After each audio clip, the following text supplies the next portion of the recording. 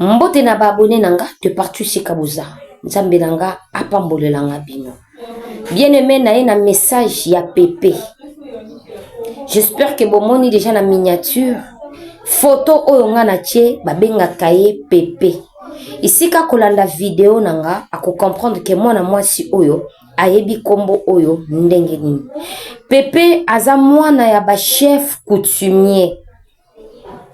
Pépé azalaka mwana ya ba chef coutumier bien-aimé. Photo zalaka na vie de prière na réseaux sociaux. Na umeli na message oyo. Na lingaki na négligent na leka na ba message mususu non nzamba interpelenga. Pendant que bino bozwaka ba message onga na pesa kabino po bokomisela na peuple de Dieu. Eza na ba âme, eza na âme moko, eza na esprit ya mutu moko. Oyo il faut ezala libérer na révélation ya message oyo nga nzambe na pesio po mutu wana abikisama. Tokangaka ba message te. Na lobela quand même bandeko oyo na soutenaka na ba prière na ba orientation à délivrance.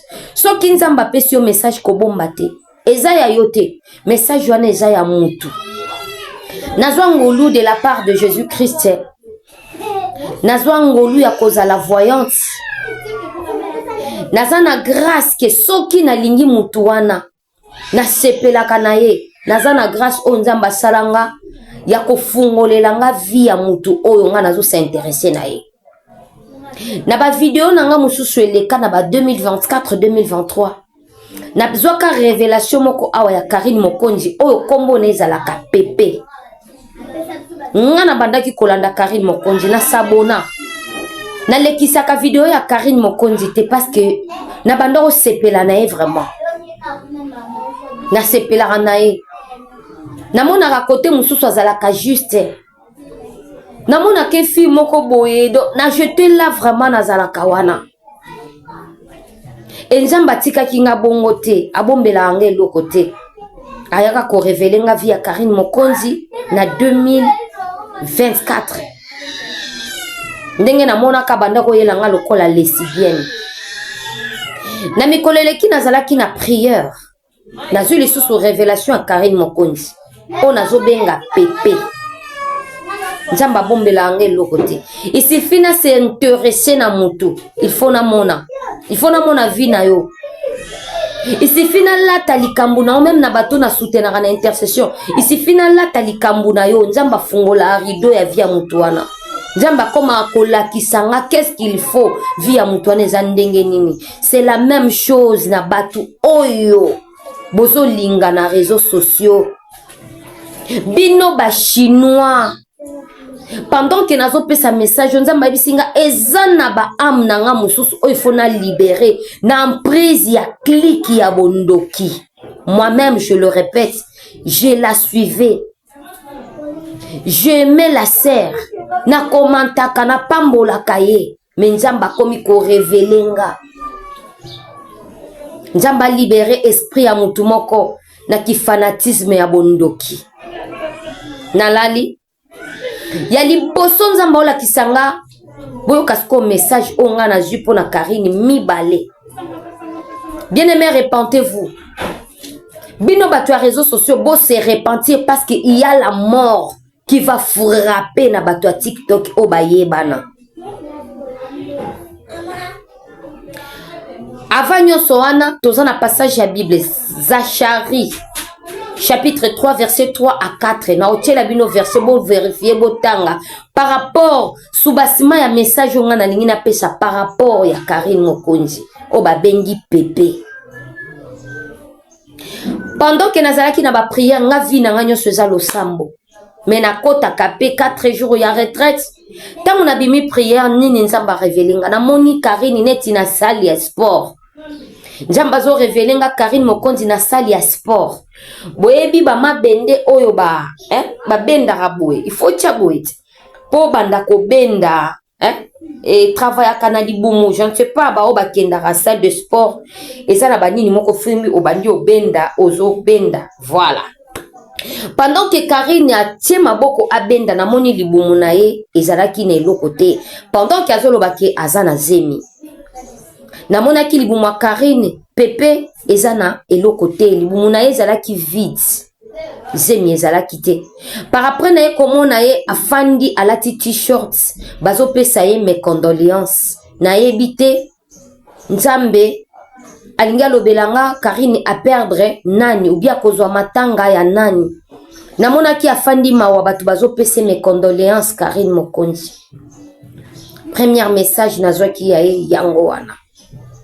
Deuxième message nanga pendant que na bandaki ko se reposer kolala parce que nzamba lobela biso kana bandoto après avoir prié namoni Karine Mokonzi tozalaki ngana ye na kati ya mutuka abandaki ko organiser fête Karine azalaki na fête moko azo organiser et na kati ya mutuka tofandaki ne na kiti ya sima mais chauffeur namona kelongia chauffeur te bien aimé nous devons faire très attention na ki fanatisme ya réseaux sociaux ezoboma bato ebele ekoti bato ebele na boloko bobima na kombo na Yesu repentez-vous. On doit aimer seulement Jésus-Christ de Nazareth plus que toute autre chose. Bon moi ina biso il faut ka tope sango nzambe mutu mususu azate bo partager vidéo bo bima na kombo na Yesu bozala libérer nzamba fungola bino misu.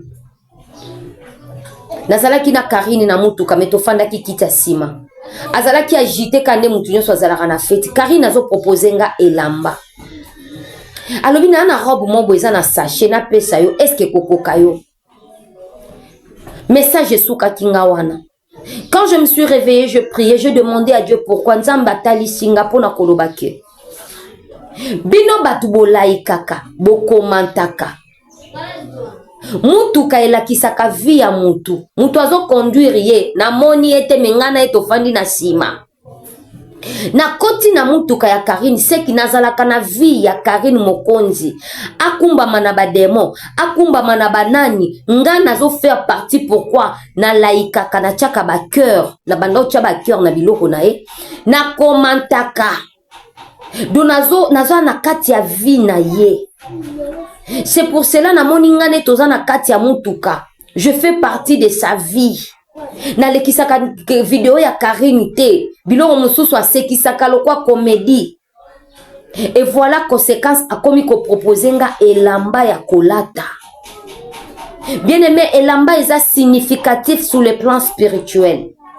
Elamba eza identité.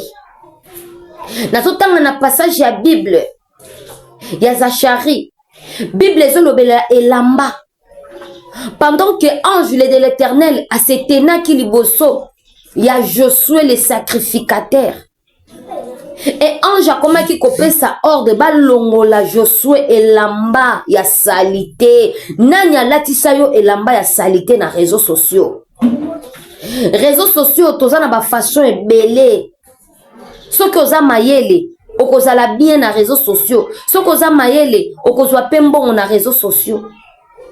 Namoni Karine azo proposer nga robe nini ya ko proposer ngai bien aimé nga na moni parce que naza na vie de prière et bongo ba oyo baza na vie de prière te bazo kumba manase ya sentiment na se ya fanatisme bazo vivre lolenge nini na tuni nzamba bite ozo appartenir na ye il faut alatisa yo eloko nyonso oyo ya lingi il faut sala na yo oyo nyonso ya lingi parce que ozo dépendre na ye to laikaka n'importe quoi te to komantaka n'importe quoi te osabona epa na nani olandaka ba life ya nani maloba nini oyokaka na réseaux sociaux bien aimé ba youtubers ba tiktokers repentez-vous année oyo 2026 il y a la mort qui va frapper. Et na sala qui prière à repentance ya koyebisa nzambe limbisanga na se désabonner spirituellement na sali prière à séparation de feu identité ni na linga pesanga elamba na linga latisanga eza elamba nini et puis na moment où yazo préparer fête ezaka na langage tozaka na deux sortes ya fête na bandoto tozaka na fête ya bandoki toza na fête ya bana nzambe mais Karine azo proposer nga robe parce que na landaka ye parce que na sekaka biloko ne na laikaka na commenter bien aimé et la vie de prière repentez-vous Il faut qu'on se désabonne na ba compte mususu ya molili. Que Dieu vous bénisse.